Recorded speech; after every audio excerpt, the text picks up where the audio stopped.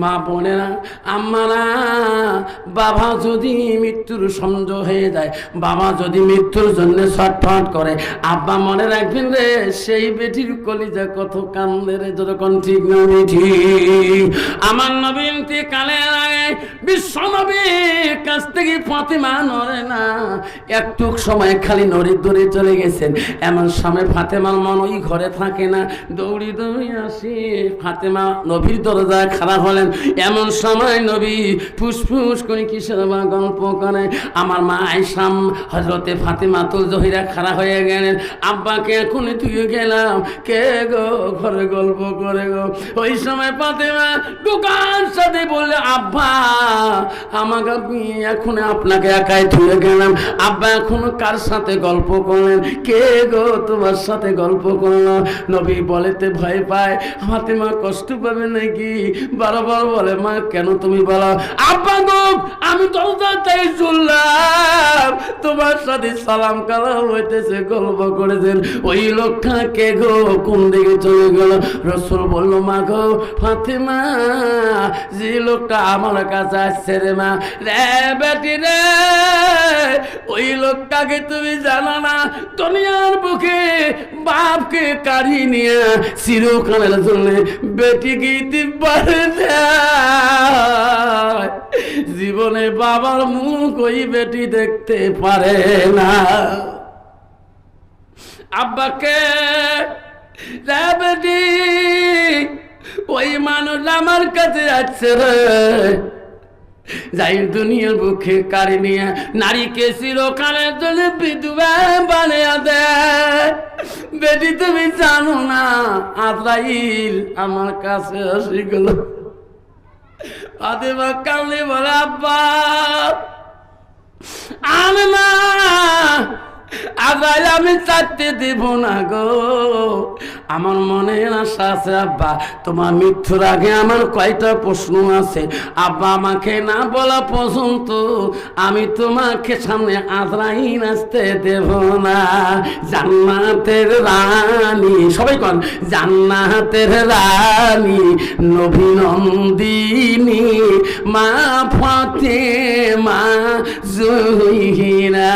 শেখ সাদী রহমাতুল্লাহ বলছেন, জান্নাতের রানী, সবাই কোন জান্নাতের রানী নবী নন্দিনী মা ফাতেমা জহিরা। নাই তাকবীর। মা বোনেরা, তুমি জান্নাত যেতে চাও না, তোর জান্নাত যাওয়া যাবি মা। ওয়াতাত বালাহা, যখন তোর স্বামী বাড়ির দিকে আসবে, মা একবার মুস্কি হাসি দিবা মা, তোর স্বামীর মনটা তুমি জয় করবা। রাসূল বলছে, ওয়াজাউজুহা আনহা রাদিন, তোমার স্বামী যদি তোমার উপরে রাজি খুশি হয়ে যায়। আমার নবী বলেন, কোন নারীর স্বামী যদি দুনিয়ার বুকে যদি স্বামী যদি নারীর উপরে খুশি হয়ে যায়, আমার রাসূল বলো ওয়াজাউজুহা আনহা রাদিন, তার স্বামী রাজি খুশি হলে রাসূল বলল দাখালাতিল জান্নাত, সে মেয়েটা হবে জান্নাতি। নাই তাকবীর। আব্বা কষ্ট হলে আমাকে সিঙ্গেল মারবেন, কষ্ট হয় যে কষ্ট হয় বাপ। আব্বারা সোনারা, হযরতে হাফসা মা আম্মা কায়সার কাছ থেকে ফিরে গেলেন, রাসূলের বিবির কাছ থেকে ফিরে যায় হযরতে ওমর ডেকে ডেকে বলে, বেটি ও বেটি হাফসা রে, বেটি রে, নবীর স্ত্রীকে বল রে বেটি, কালিয়াতি ফিরি দিছে নাকি রে বেটি বল। হযরত হাফসা কেন্দি কেন্দি বলে, আব্বা গো নবীর স্ত্রী ফিরি দেয় নাই, তোমার জন্য আমি আয়েশা সিদ্দিকার কাছে হাত পাচ্ছিলাম গো নবীর স্ত্রী। হযরতে মা আয়েশার কাছে আমি হাত খুলেছিলাম, আমার আব্বার জন্য একটু ভিক্ষা দাও, আমার আব্বার জন্য একটু মাটি দাও, আমার আব্বা নবীর কাছে পাশে শুইতে চায়। যদি কোন সুবহানাল্লাহ। আব্বারে আমার শোনার চাল না, আব্বা না শুনে না করো বলবো, এজা মাতাল ইনসানু ইয়ালকাতাল ওয়া মালাহু, আমার রাসূল বলল মানুষের মৃত্যুর পরে মানুষের সৎ আমলগুলা নেক আমলগুলা কবরে গেলে বন্ধ হয়ে যায়। রাসূল বলল ইল্লা মিন সালাসাতিন, তিনটা আমল কবরবাসীর বন্ধ হয় না। আমার নবী বললেন সাদাকাতুল জারিয়া, দুনিয়ার বুকে যারা সাদকা জারিয়া করে আল্লাহর ঘরের জন্য মসজিদুল বাইতুল্লাহ, আল্লাহর ঘরের জন্য আল মাদ্রাসাতুল বাইতি, নবীর বাড়ির জন্য সাদকা জারিয়া করে দেয়। আলমিহি আনতাবাহু বিহি, যারা ইলম শিখে অপরকে শিক্ষা দান করে দেয়। আওলাদুন সালিহুন ইয়াদুলাহু, নেক সন্তান যখন দোয়া করে সেই সন্তানের দোয়া আল্লাহর কাছে সরাসরি কবুল হয়ে যায়। নাই তাকবীর। নবীর বেটি হযরতে ফাতেমা বলে আব্বা আমি তোমার কাছে একটা কথা বলতে চাই। কি মা বলো? আব্বা গো আমি তোমার বেটি হযরতে ফাতেমা, আমি তোমার কাছে কেমন মায়া মুক্ত। বেটি ফাতেমা তুমি আমার কাছে কলিজা টুকরা রে। আব্বা গো ও আব্বা আমার এক নম্বর প্রশ্ন হলো কিয়ামতের ময়দান কোন মানুষের ফিরে আব্বা আমি তোর কলিজার টুকরা ফাতেমা কোথায় গেলে আমি হাসুর খুঁজি পাবো? আব্বা গো ঠিক না দেওয়া পর্যন্ত আমি আজরাইলকে আর ছাড়তে দেব না। যেরকম সুবহানাল্লাহ।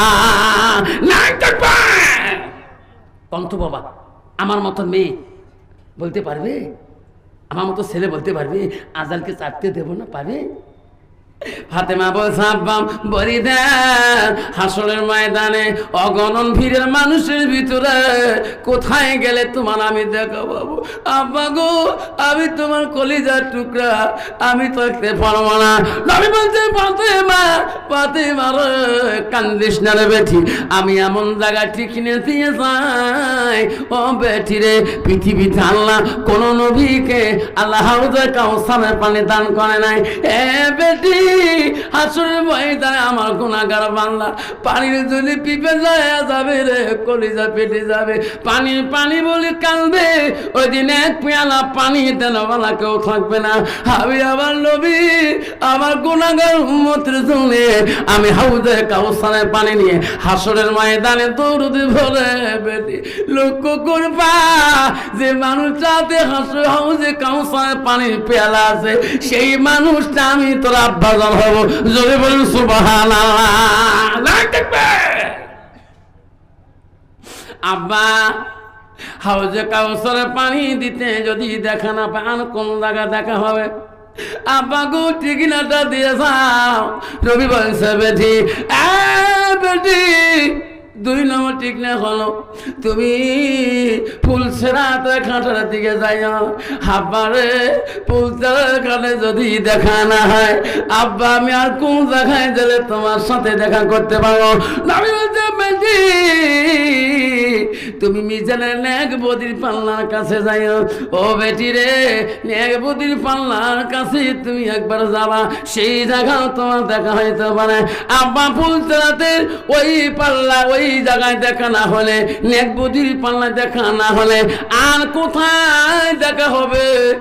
আব্বা বলছে বেটি রে একবার জাহান্নামের দরজার দিকে তুমি তাকাবা। হৃদয় বাচ্চিক্য দিয়ে বলছে আব্বা গো আপনি জাহান্নামের দরজার দিকে কেন যাবেন?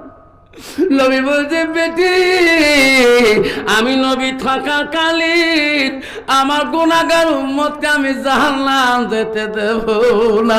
যেরকম সুবহানাল্লাহ। এমন সময় দেখে নবী একটা লোককে টানি টানি জাহান্নামের দিকে ফেরেশতা নিয়ে যাচ্ছে। আমার নবী সামনে যা দাঁড়াইবে ফেরেশতারা কোথায় নিয়ে যান? ওগো নবী মিজানের পাল্লা হালকা হয়েছে নেকির পাল্লা আমরা জাহান্নামের দিকে নিয়ে যাব। রাসূল বলছে না না আমি দিতে দেব না, আমি যাইতে দেব না। যেরকম সুবহানাল্লাহ।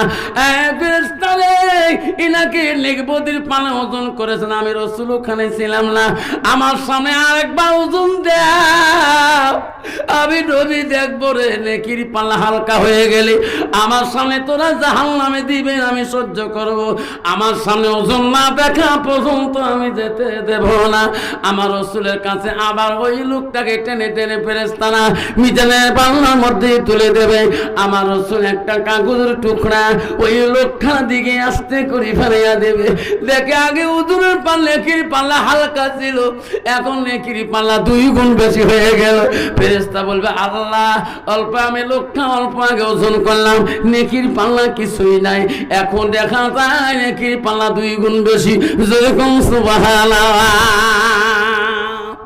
ফেরেশতারা বলে ওগো নবী, ওই লোকটা অল্প আগে ওজন করলাম, নেকির পাল্লা হালকা, এখন নেকির পাল্লা ভারী কি হলো? অভিজ্ঞ আপনার পকেট থেকে কি একটা টুকরা ওখানে দিয়ে দিলেন, সঙ্গে সঙ্গে নেকির পাল্লা ভারী হয়ে গেল। নবী বলল ফেরেশতারা জানো না, লোকটা দুনিয়ার বুকে ইবাদত করেছে, ওই ইবাদতের দাগায়, ইবাদতের জন্য ইবাদতের জ্বালায়, ওই ইবাদতের দিয়া তার নেকির পাল্লা ভারী করতে পারে নাই, রোজা করেছিল ভারী করতে পারে নাই, সব কাজ করছো ভারী করতে পারে নাই। ইনি দুনিয়ার বুকে আল মসজিদুল বাইতুল্লাহ আল মাদ্রাসাতুল বাইতি, নবীর ঘর আল্লাহর ঘরের জন্য এত দান করেছে, আমি নবী দেখছিলাম। তারা তাই বোনের দানগুলা আমি রাসূল তুলিয়া নেকির পাল্লা দিয়ে দিলাম। নাই দেখবে মাবুদ টাকা দেখ। হযরতে হাফসা হযরত উমরের কাছে বলল, আব্বা গো আব্বা, নবীজির স্ত্রী হযরতে মা আয়েশা আমাকে না কথা বলে নাই আব্বা। হযরত উমর বারবার বলছে, মা তোর কানে কি নিজে শুনছো? আমাকে থাকতে দিবে ওই জমিনে, নবীর পাশে আমার জায়গা ঠুক দিবে? মা তুমি কি নিজে শুনছো? হ্যাঁ আব্বা, আমাকে নিজে বলছিল। আমাকে চোখের পানি দেখিয়া হযরতে বিশ্ব নবী স্ত্রী আয়েশা বলছে, হাফসা রে কান্দিস না, কান্দিস না, আমার জায়গা ছিল ওই জায়গায়, আমি আর থাকতে চাই না। তোরা পারে আচ্ছা আমার নবীর সাথে প্রেম ভালোবাসা করছিল রে, যারে আয়েশা যা, হাফসা যা, আমি নবীর আয়েশা বললাম আমার থাকা জায়গাটুক তোর বাবাকে আমি দান করে দিলাম। যেরকম সুবহানাল্লাহ। আব্বা জান আমার শোনার জানারা কি আছেন গো? আব্দুল সামাদ মানে করলো, ওনারা চলে গেলেন, আমার বাড়ি তো বহু দূরে, আমি নামাজটা আদায় করে দিয়ে চহনা হয়ে যাব, নামাজের জন্য উজু করতে হবে আগে, যেরকম ঠিক নেবে ঠিক।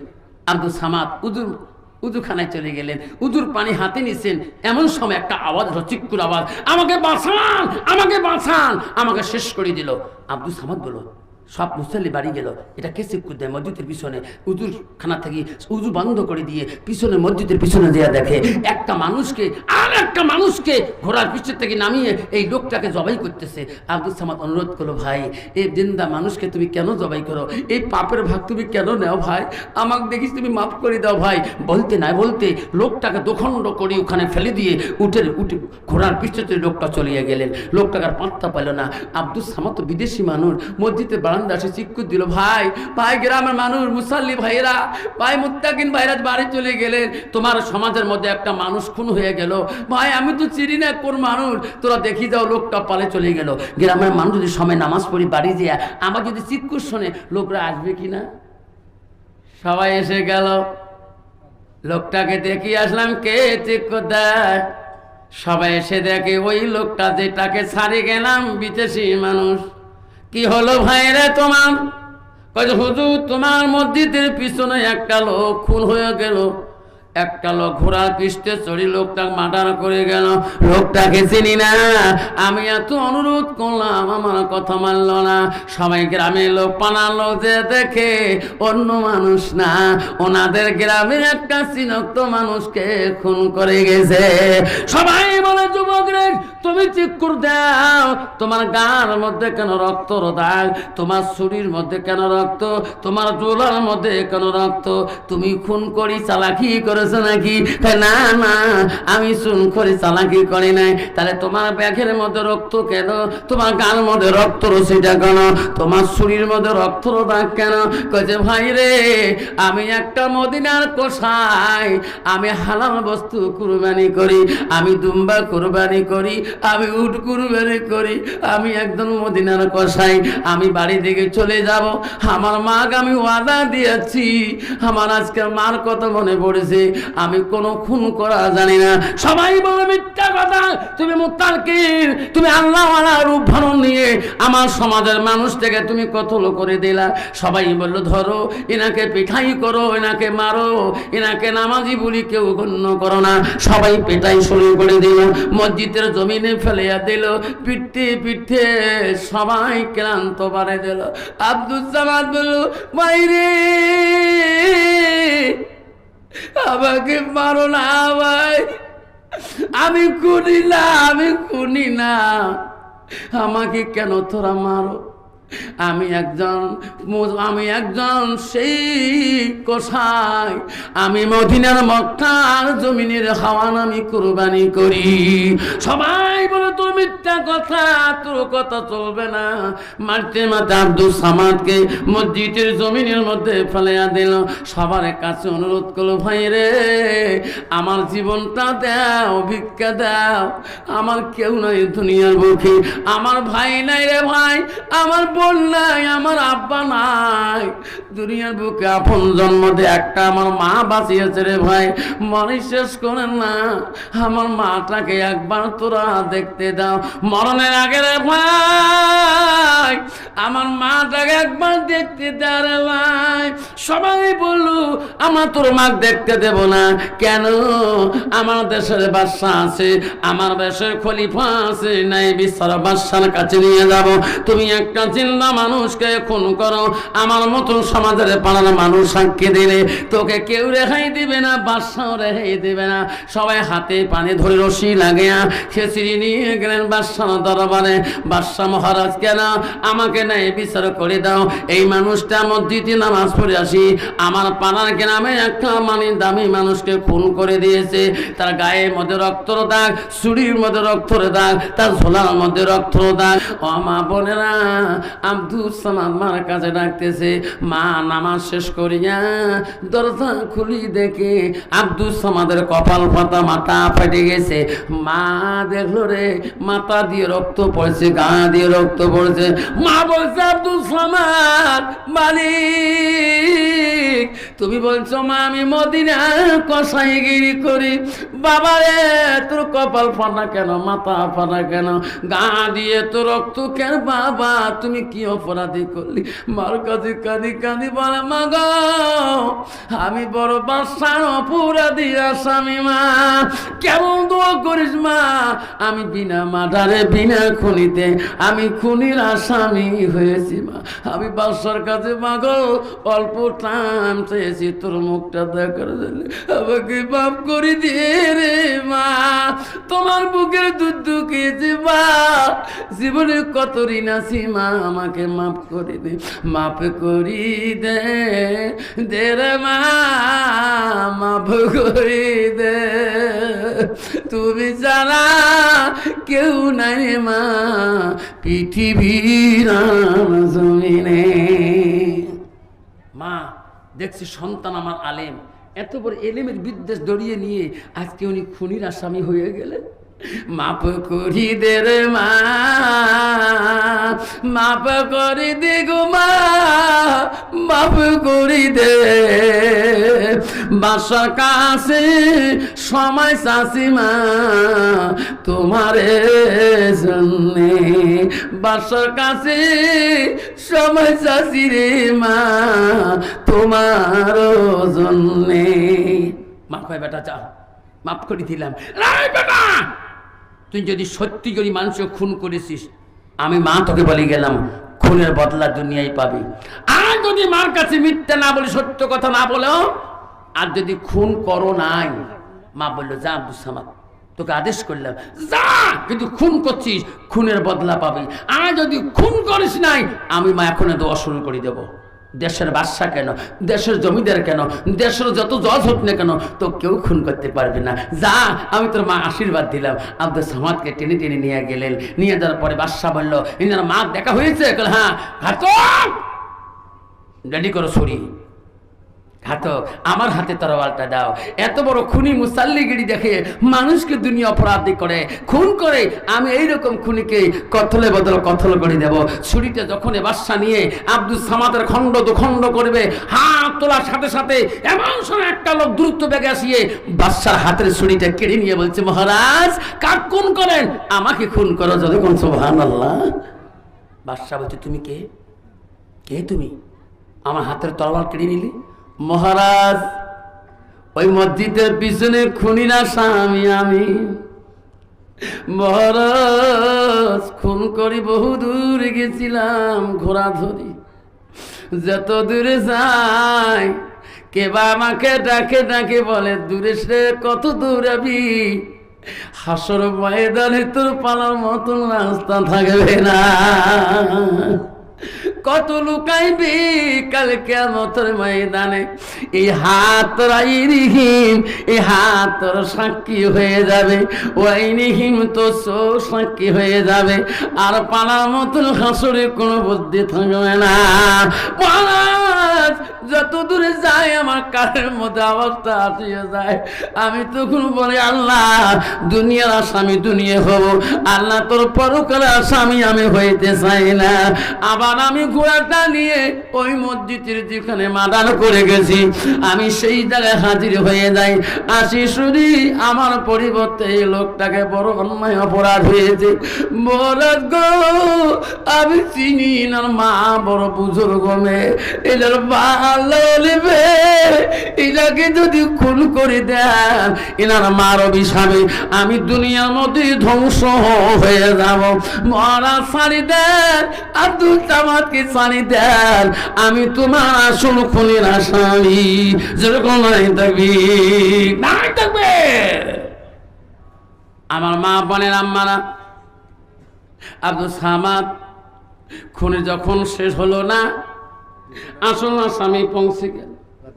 আব্দুল কাদের, আল্লাহ তো শুনো নাম, আল্লাহ আব্দুল কাদের পৃথিবীর সব হৃদয় ছিল, গৌসুল আজম ছিল, তার বাবার নাম ছিল আবু সালে জঙ্গে মুসা। আব্দুল কাদের নামটা কে সুন্দর নাম গো। মাওলা আব্দুল কাদের জিলানী রহমাতুল্লাহ, তার বাবা ছিল আবু সালে রহমাতুল্লাহ, তার মা ছিল উম্মুল ফাতেমা। আবু সালে জঙ্গি মুসা রহমাতুল্লাহ আদরের কলিজা নাম ছিল আব্দুল কাদের জিলানী। যেরকম সুবহানাল্লাহ।